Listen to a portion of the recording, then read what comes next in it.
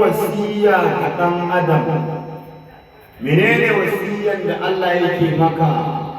Husna, ka zamto kai dinnan mai kyautatawa ne bi walidaihi ga iyayen shi.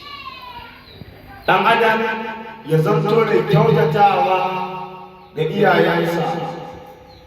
Shi yasa Allah subhanahu wa ta'ala yake gaya mana, yake cewa ridallaha fi ridal walidaini wa suhudallaha fi suhudil walidaini.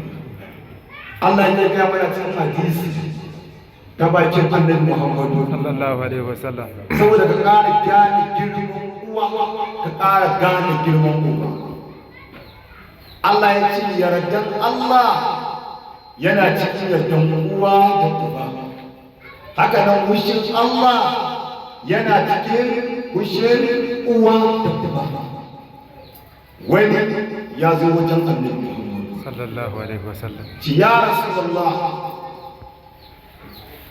ina da uwa, ina da uba, wane ne zan fara kyautata masa? Wane ne zan mai biyayya? Annabi ce ka bi mahaifiyarka. Ya ƙara ce ka bi mahaifiyarka.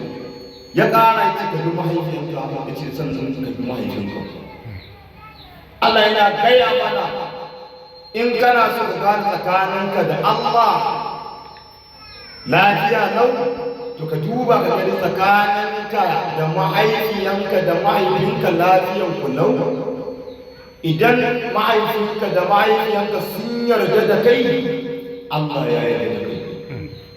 Amma in haka suna fushi da kai,